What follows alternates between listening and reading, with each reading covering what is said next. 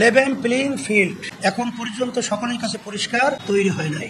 আর বিগত 53 বছরে যে পদ্ধতিতে নির্বাচন হয়েছে জাতীয়, সেই নির্বাচন প্রশ্নবিদ্ধ। সেখানে দিনের ভোট রাতে আমরা বাক্স ঢুকাবার প্রবণতা আমাদের দেশে রয়েছে। এক কথায় সে নির্বাচনগুলো প্রশ্নবিদ্ধ।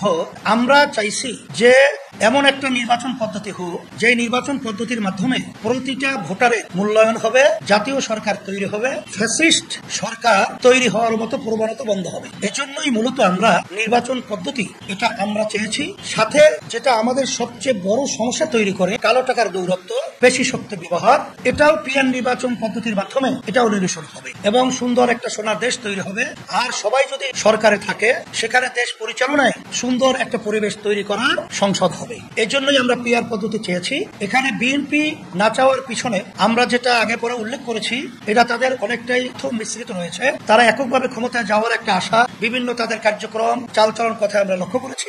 এখন তারা এই পিয়ার নির্বাচনের মাধ্যমে একক ক্ষমতায় যাওয়া এবং আগে পরে যে ফ্যাসিস্ট চরিত্র এইটা তৈরি করার সুযোগ থাকে না বিধায় এর ব্যাপারে তারা খায় না মাথায় দেয়। এই ধরনের মন্তব্য অযৌক্তিক, অরাজনৈতিক শিষ্টাচার বহির্ভূত তারা করে আসছে।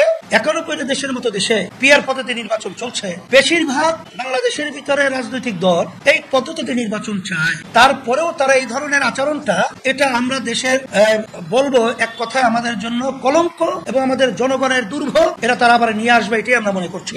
যদি এই প্লেইং ফিল্ড যদি আমরা তৈরি করতে না পারি বা না হয়, তখন তো আমরা আমাদের বক্তব্যের মাধ্যমে আজকে আপনাদের কাছে বলেছি, আমাদের নির্বাচনে যাওয়া কঠিন হবে। কারণ এই পরিস্থিতিতে প্রশাসন তাদের ফাংশন যথাযথ করছে না এবং বর্তমান সরকার প্রশাসনকে ওইভাবে তারা নিয়ন্ত্রিত করতে পারছে না। সেখানে যদি নির্বাচন হয়, সেখানে আমাদের প্রার্থী এবং অন্যান্য রাজনৈতিক দলের প্রার্থী যারা রয়েছে, তারা রাজনীতি মাঠে যখন কাজ করবে, তাদের এলাকায় যখন কাজ করবে, সমর্থক সহ তাদের যান মালের এখানে কিন্তু ঝুঁকি থেকে যায়। এই ঝুঁকিতে আমরা নির্বাচনে কেন যাব? এটা আপনাদের কাছে আমরা প্রশ্ন রাখি। আমাদেরকে ওইভাবে পরিবেশ তৈরি না করলে আমরা নির্বাচনে যাব কিভাবে? এই জন্য আমরা বলেছি, যদি রাজনৈতিক দলগুলো তারা ঐক্যমত্যে পৌঁছতে না পারে, তখন তো ঐক্যমত্যে কমিশনের যে ধারাবাহিকতা আছে তার একটা কিন্তু পয়েন্ট আছে, যে যদি তারা ঐক্যমত্যে না পৌঁছতে পারে, জনগণের মতামত, যেটা গণভোট বলা হয়, এটা আমাদের দেশে বিগত দিনেও হয়েছে।